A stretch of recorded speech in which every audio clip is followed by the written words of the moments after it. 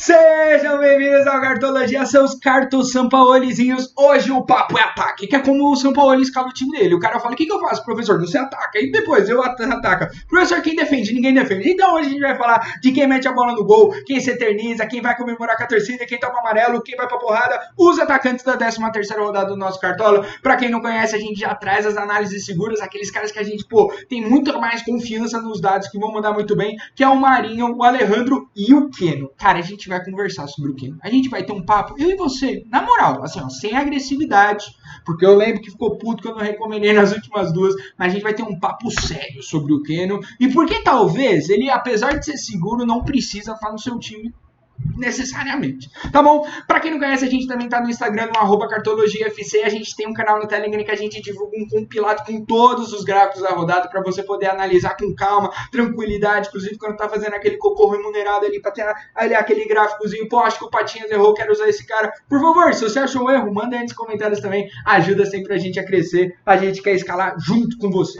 Beleza, vamos já pro gráfico das bolas, porque eu quero comentar alguns jogos aí que montei, inclusive o porquê de algumas das nossas escolhas. Primeiramente, sobre o Marinho, ponto. Eu não vou defender a possibilidade do Marinho não estar sendo escolhido aqui. O cara sem gol, sem assistência, sem porra nenhuma na última rodada, tirou 10 pontos do cu. Então assim, o cara joga muito bem, o cara tem uma rentabilidade, especialmente pela falta sofrida. O Marinho apanha pra cacete no jogo, porque é a agilidade, a habilidade dele se posicionar entre os defensores. Então, assim, não vou discutir. O Marinho, ele é seguro, unânime. O Goiás é fraco, o Santos... Eu nem olhei, pra falar a verdade. Mas a verdade é que o Marinho, ele é uma das apostas mais tranquilos de se fazer, então por isso eu nem vou gastar tempo comentando ele. E antes de falar do Alejandro, vamos falar do quê?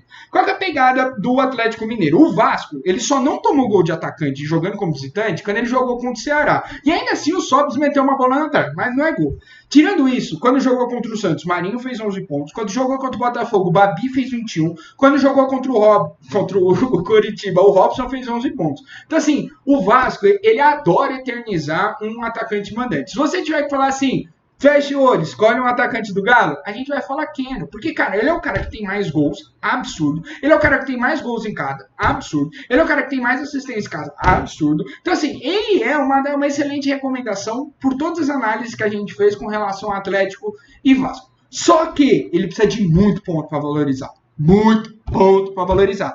E existem alternativas. Ele não é o único atacante ali. Olhando pelo perfil que a gente está buscando, que é um cara goleador, finalizador e desarmador, a gente vai recomendar o Marrone, beleza? E a gente vai mostrar exatamente onde está o Marrone posicionado nos gráficos. Nem sempre ele tem começado nos jogos, inclusive quando a gente está gravando esse vídeo ele não estava como provável. Então, é a ressalva. Patinhas, e o Sacha? O Sacha não tem nenhum rendimento que justifique ele. Ele teve assistência no último jogo, mas em casa não é um cara que tem se destacado. E o Savarino? A gente olhou, mas se você tiver que se ferrar pela valorização, vai no Keno então, pô. Já sofre de uma vez. Não tem porque sofrer intermediário por um cara que não é o destaque do time no perfil que a gente está buscando. Beleza? Duas outras pessoas que vão ter jogos muito favoráveis é o Bragantino que vai estar encarando o meu Corinthians. Alguns números do Alejandro em casa, beleza? O Alejandro jogando em casa tem média de 10,5. Fala, quê? Vou te falar as últimas pontuações do Alejandro em casa. Ele fez 10, 11, 5, 4,5 e 17,7. Então, assim, o Alejandro em casa, cara, é uma besta enjaulada. Então, por isso que vai estar a recomendação aqui. Patinhas, e o Claudinho? Ele não tem nenhuma margem? Teria, porque o Corinthians fornece muito desarme para atacantes que estão jogando em casa contra ele. E sobre essa ótica, o Claudinho, ele é melhor porque ele tem 10 desarmes e uma média de 5 pontos em casa. Só que é aquele cara que chega muito mais para assistência e tenta fazer finalizações mais ousadas do que o Alejandro, que é o cara do gol lá, que tá dentro da área, mais parrudão. Beleza? Outros jogos que teriam destaque seria o Vasco. E por que a gente não tá recomendando o Cano nessa? Porque a verdade é que não tá muito claro o quanto que essa pontuação não é mais herdado de jogos antigos do que tá acontecendo, né? O Vasco vem numa decrescente, a gente consegue traçar uma linha caindo aí nos últimos 3 jogos, por isso não vai ser uma das pessoas que vão estar sendo pontuadas aqui. Outros jogos que eu gostaria de destacar. O meu Parmeira vai ter um jogo mais favorável possível. O Ceará ama coroar atacantes adversários. Um exemplo disso, Marrone fez a maior pontuação da vida com ele, Elton e depois o Alejandro. Então esses 3 caras, quando pegaram o Ceará como visitantes, jogaram em casa, fizeram mais de 15 pontos. Então Daí a gente ter que sim explorar algumas opções no ataque do Verdão. O Flamengo seria a escolha óbvia, o Gabigol, inclusive pelos números dele em casa, que eram absurdos. Mas o Gabigol, infelizmente, a gente torce pelas melhores o mais rápido possível dele, tá? A gente vai estar destacando o Pedro e vai estar tentando posicionar. O problema é que o Pedro tem tão poucos jogos que ele não consegue entrar no corte dos nossos gráficos para conseguir posicionar. Mas eu tenho os números separados aí, eu vou explicar um pouquinho onde que você consegue encaixar ele, tá? O Atlético Paranaense, como visitante, ele eternizou o Cano com 9, eternizou naquelas, e o Marinho fez 23. Só que o Marinho é um deus andando entre os mortais, por isso eu não acho justo pegar a pontuação do Marinho para tentar justificar um jogador que ainda tá tentando se firmar aí, mas não posso me queixar. Piada bosta.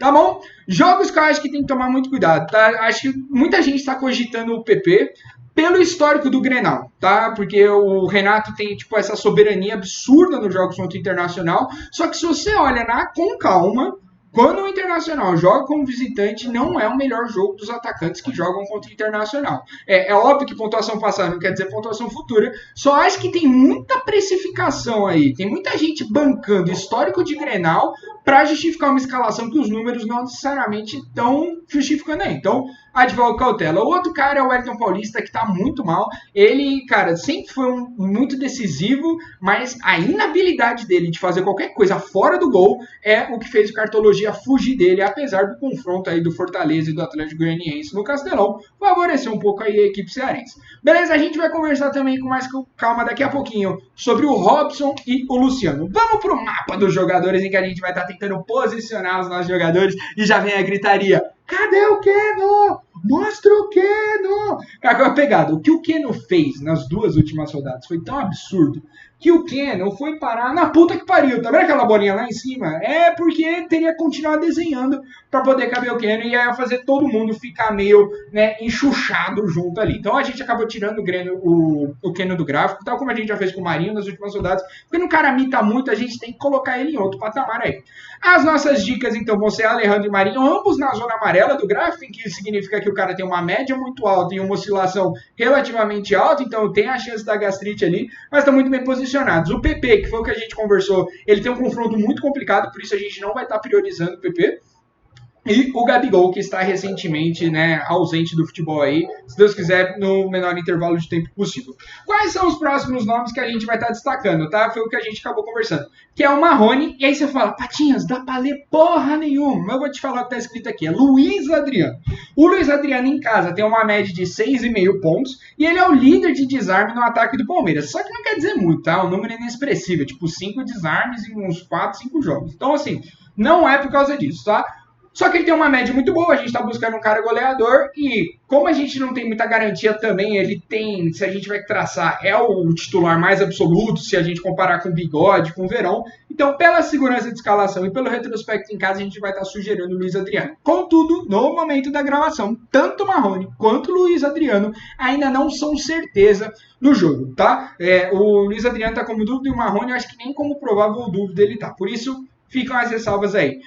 Outros nomes que até poderiam ser cogitados é o Babi, só que assim, me parece que ele teve de fato só um momento ali contra o Santos, contra o Vasco, que ele fez os 21 pontos, e as pontuações seguras dele não tem provocado ele, por exemplo, passar a barreira dos 4 pontos sem gol nem assistência. Então, não vai estar sendo a nossa indicação. Quando a gente olha o mapa ponderado, que a gente olha mais o rendimento do que está acontecendo agora. A tal da boa fase, novamente, o Keno e o Marinho não estão aqui, eles estão lá em cima na puta que pariu, porque eles têm uma média e um desvio muito alto, então não daria para colocar ele junto com as outras bolas, tá bom? O Alejandro, ele tá na zona verde recentemente, o que reforça por isso que a gente falou todas aquelas pontuações dele, a média de 10,50 em casa. Então ele é um cara que tá rendendo muito bem, tá numa boa fase, por isso é a nossa indicação mais segura, tá bom? O Marrone, cara, por isso que é complicado, tá? O Keno, ele é a escolha mais lógica aí. É que o risco de cartoleta me torna obrigatório ter que falar das outras opções, como por exemplo o Marrone. Só que o Marrone, cara, tem uma média amortizada negativa.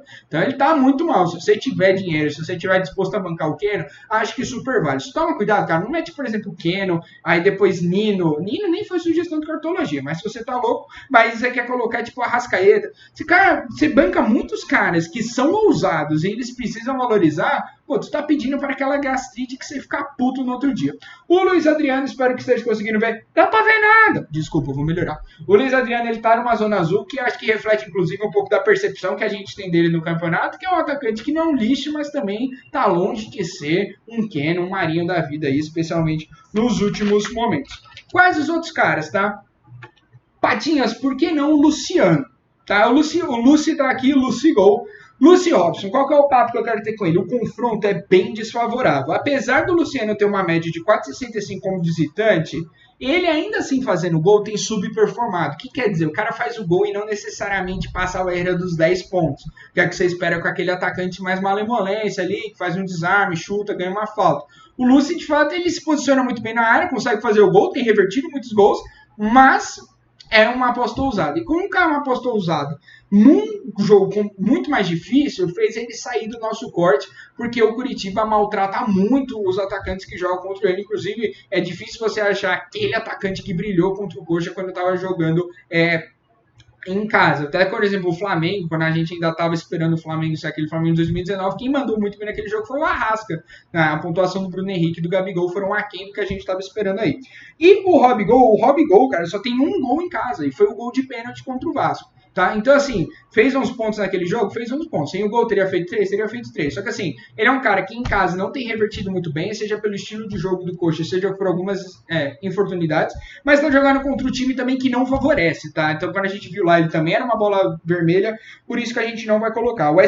O São Paulo tem apenas 3 gols sofridos por atacante como visitante, então não sugere muito também que ele seja muito fraco, tá? O São Paulo é muito mais fraco para gols vindo de meio campo.